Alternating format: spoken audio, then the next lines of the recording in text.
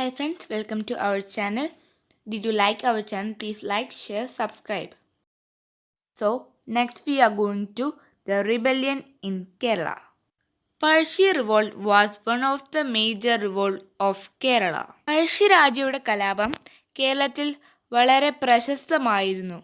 The British fided Pazhassi Raja's right to collect taxes from Kottayam in North Malabar. ബ്രിട്ടീഷുകാര് പഴശ്ശിരാജയ്ക്ക് north മലബാറിലുള്ള കോട്ടയത്തു നിന്നും ടാക്സ് പിരിക്കാനുള്ള അവകാശം ബ്രിട്ടീഷുകാർ എടുത്തു കളഞ്ഞു. അതായത് ആ അവകാശം റദ്ദാക്കി. This was the immediate excuse for Pazhassi Raja's revolt. ഇതാണ് പഴശ്ശിരാജയുടെ കലാപങ്ങൾക്ക് കാരണമായത്. He lead a guerrilla war against the British in the forest of Wayanad. Pazhassi Raja ബ്രിട്ടീഷുകാർക്കെതിരെ ഗൊറില്ല വാർ നടത്തി. ഗൊറില്ല വാർ എന്ന് വെച്ചാൽ ഒളിപ്പോര്. എവിടെ വെച്ചാണെന്നോ? വയനാട്ടിലെ വനങ്ങളിൽ വെച്ച്. പഴശ്ശിരാജ വയനാട്ടിലെ വനങ്ങളിൽ വെച്ചാണ് ബ്രിട്ടീഷുകാർക്കെതിരെ ഗൊറില്ല വാർ നടത്തിയത്. Karakkal Chandu, Kaitheri Ambu, Edachena Thunkan and Athan Gurukkal were the prominent leaders fight with Pazhassiraja in the revolt. പഴശ്ശിരാജയോടൊപ്പം ആ ഗൊറില്ല വാറിൽ പഴശ്ശിരാജയെ സഹായിച്ചത് കാരയ്ക്കൽ ചന്തു, കൈതേനി അമ്പു, എടച്ചന തുങ്കൻ ആൻഡ് അത്തൻ ഗുരുക്കൾ. ഇവരൊക്കെയാണ് ഗൊറില്ല വാറിൽ പഴശ്ശിരാജയെ സഹായിച്ചത്. The revolt ended with the death of Pazhassiraja. പഴശ്ശിരാജയുടെ മരണത്തോടെയാണ് ഈ റിവോൾട്ട് അവസാനിക്കുന്നത്. The anti British revolt in Travancore were lead by Veluthampi Dalava. Constant innovation of the company in the home affairs of Travancore hindered the smooth administration of Dalava. British East India കമ്പനിയുടെ തുടർച്ചയായ ഇടപെടൽ ട്രാവൻകൂറിലെ home affairs, അതായത് ആഭ്യന്തര കാര്യങ്ങളിൽ ഉള്ള ഇടപെടൽ മൂലം ദളവയ്ക്ക് അവിടെയുള്ള സ്മൂത്തായിട്ടുള്ള ഒരു അഡ്മിനിസ്ട്രേഷൻ അവിടെ നടപ്പിലാക്കാൻ പറ്റാതായി. This was the main reason for him to turn against the British. ഈ കാരണങ്ങളാണ് വേലുത്തമ്പി ദളവ ബ്രിട്ടീഷുകാർക്കെതിരെ തിരിയാൻ ഉണ്ടായത്. Valiya Thachan, the minister of Kochi, extended his administration to Dalawa. In the famous Kundara proclamation of 1809, Dalawa called upon the people to fight against the British. 1809 ദളവയും പാലിയത്തച്ഛനും കൂടി ഒരു rebellion start ചെയ്തു. ആ റിബല്യനിൽ ദളവ ആളുകളെ വിളിച്ച് ബ്രിട്ടീഷുകാർക്കെതിരെ ഫൈറ്റ് ചെയ്യാൻ അവരോട് പറഞ്ഞു. However, he was dead by the British. അദ്ദേഹം ബ്രിട്ടീഷുകാർക്കെതിരെ യുദ്ധം ചെയ്യുമ്പോൾ അദ്ദേഹം മരണപ്പെട്ടു. ഇവിടെ ഒരു ചെറിയ ഷോർട്ട് നോട്ട് കൊടുത്തിട്ടുണ്ട്. The final journey of Pazhassiraja. പഴശ്ശിരാജയുടെ അവസാന യാത്ര. First war of independence in 1857. ആദ്യ സ്വാതന്ത്ര്യ സമരം 1857. We have learned about the solitude resistance that occurs in the different parts of the country. The army of East India Company surprised them. By 1857, even people who were loyal to the company turned against them. The Indian soldiers in the British army were known as Sipais, and the kings who were lost their hereditary rights as per the doctrine of lapse were the main leaders of the revolt. സിപ്പായിസ് എന്ന് വെച്ചാൽ British ആർമിയിലെ Indian സോൾജേഴ്സിനെ വിളിക്കുന്ന പേരാണ്. അവരെ അറിയപ്പെടുന്നത് സിപ്പായിസ് എന്നാണ്. ഇവര് ഒരു റിവോൾട്ട് നിർമ്മിച്ചു. അതായത് എന്തിനു വേണ്ടിയുള്ള റിവോൾട്ട് ആണെന്ന് നമുക്ക് നോക്കാം. ആ റിവോൾട്ടിൽ ആരൊക്കെ പങ്കെടുത്തെന്നറിയുമോ? ദ കിങ്സ്, രാജാക്കന്മാർക്ക് ഡോക്ട്രിൻ ഓഫ് ലാപ്സ് മൂലം അവരുടെ അധികാരം നഷ്ടപ്പെട്ട രാജാക്കന്മാർ ഈ റിവോൾട്ടിൽ പങ്കെടുത്തു. Living conditions of the Sipais were miserable and they had to lead a hard life. The Sipais were disappointed with the following conditions. സിപ്പായിമാരെ പറ്റി നമ്മൾ പഠിച്ചു. സിപ്പായിസ് ആരാണ്?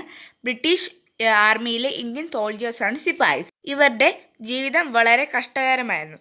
കാരണം ബ്രിട്ടീഷ് ആർമിയുടെ കീഴിൽ താമസിക്കുന്ന ഈ ഇന്ത്യൻ സോൾജേഴ്സ് വളരെ ഡിസപ്പോയിൻറ്റഡ് ആയിരുന്നു. അവർ വളരെ നിരാശരായിരുന്നു. എന്തുകൊണ്ടെന്നാൽ താഴെ കൊടുത്തിരിക്കുന്ന ഈ കാരണങ്ങൾ കൊണ്ടാണ് ബ്രിട്ടീഷ് ആർമിയിലെ ഇന്ത്യൻ സോൾജേഴ്സ് അഥവാ സിപ്പായിസ് വളരെ ഡിസപ്പോയിൻറ്റഡ് ആയിരുന്നത്. Meagre wages, prolonged working hours, denying leave, slave like treatment by superior officials, poor quality food. അതായത് മേജർ വെയ്സ്, അതായത് തുച്ഛമായ വരുമാനം, പ്രൊലോങ്ഡ് വർക്കിംഗ് അവേഴ്സ്, അതായത് ജോലി സമയം കൂട്ടി, അവർക്ക് ഒരുപാട് ജോലി സമയം 24 മണിക്കൂറും അവർക്ക് ജോലി ചെയ്യേണ്ടതായി വന്നു. ഡെന്നിങ് ലീവ് നമുക്ക് അവധി എടുക്കാൻ പറ്റില്ല, ലീവ് എടുക്കാൻ പറ്റാത്ത ഒരു അവസ്ഥ. Slave like treatment by superior officials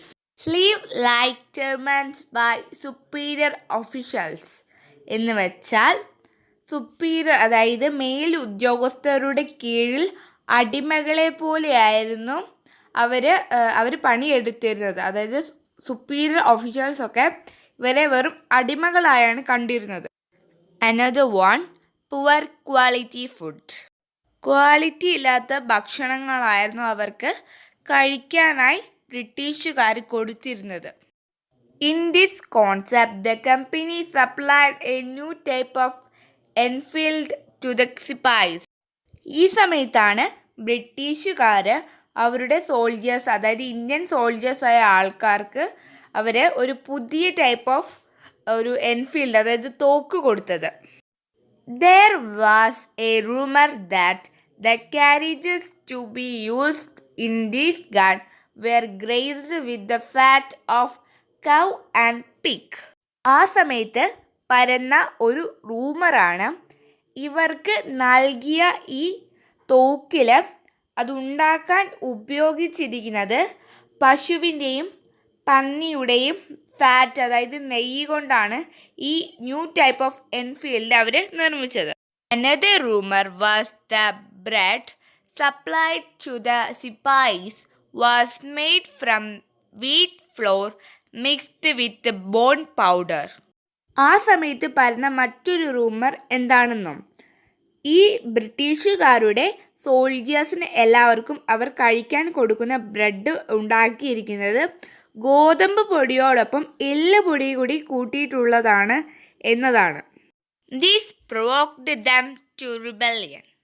ഈ കാരണങ്ങളൊക്കെയാണ് ഇന്ത്യൻ സോൾജേഴ്സ്, അതായത് സിപ്പായിസിനെ ബ്രിട്ടീഷുകാർക്കെതിരെ റിബല്യൻ ചെയ്യാൻ അവരെ പ്രേരിപ്പിച്ചത്. Mangal Pandey was the first Indian soldier to protest.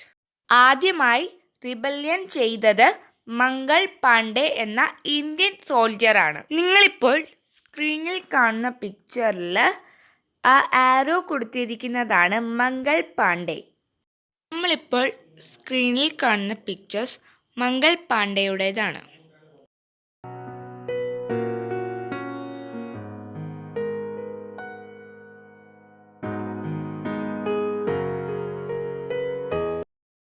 An organized revolt against the military officials started in Meerut. അതായത് ഓർഗനൈസ് ആയിട്ടുള്ള ഒരു റിവോൾട്ട് മിലിറ്ററി ഒഫീഷ്യൽസിന് എതിരെ നടന്നത്, അതായത് അത് തുടങ്ങിയത് മീററ്റിൽ നിന്നാണ്. Then the soldiers reached Delhi and promulgated the last Mughal ruler Bahadur Shah II as the Emperor of India. ഈ ബ്രിട്ടീഷ് ആർമിയിലുള്ള ഇന്ത്യൻ സോൾജേഴ്സ്, അതായത് സിപ്പായിസ് എല്ലാവരും അവർ ഡൽഹിയിലെത്തുകയും അവിടുത്തെ അവസാനത്തെ മുഗൾ റൂളറായ ബഹദൂർ ഷാ സെക്കൻഡിനെ അവർ ഇന്ത്യയുടെ എംപയറായി നിയമിക്കുകയും ചെയ്തു. നമ്മളിപ്പോൾ സ്ക്രീനിൽ കാണുന്നത് Bahadur Shah സെക്കൻഡിൻ്റെ പിക്ചറാണ്. The revolt spread to different parts of North India. ഈ കലാപം നോർത്ത് ഇന്ത്യ ആകെ വ്യാപിച്ചു. The rulers of princely states who had lost their power also joined the rebellion. Princely സ്റ്റേറ്റ്സിൻ്റെ രാജാക്കന്മാര് അവരുടെ അധികാരം നഷ്ടപ്പെട്ട അവരും ഈ റിബല്യനിൽ ജോയിൻ ചെയ്തു. Revolt further spreaded to Kanpur, Lucknow, Allahabad, Jhansi, Arrah and Faizabad.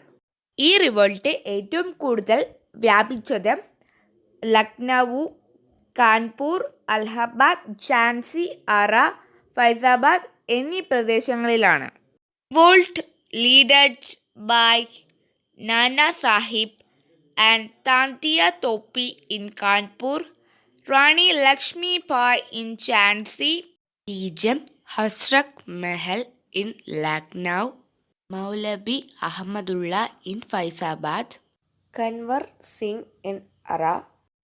അതായത് സിപ്പായിസ് നടത്തിയ റിവോൾട്ടിൽ പങ്കെടുത്ത ആൾക്കാരാണ് നാനാ സാഹിബ്, താന്തിയ തോപ്പി ഇൻ കാൺപൂർ, കാൺപൂരിലുള്ള താന്തിയ തോപ്പി, റാണി ലക്ഷ്മി ഭായ് ഇൻ ഝാൻസി, ഝാൻസിയിലുള്ള റാണി ലക്ഷ്മി ഭായ്, ബീജം ഹസ്രത് മെഹൽ ഇൻ ലക്നൗ, ലക്നൗവിലുള്ള ബീജം ഹസ്രത് മെഹൽ, മൗലവി അഹമ്മദുള്ള ഇൻ ഫൈസാബാദ്, ഫൈസാബാദിലുള്ള മൗലവി അഹമ്മദുള്ള, കാൻവർ സിംഗ് ഇൻ അറ, അറയിലുള്ള കാൻവർ സിംഗ്.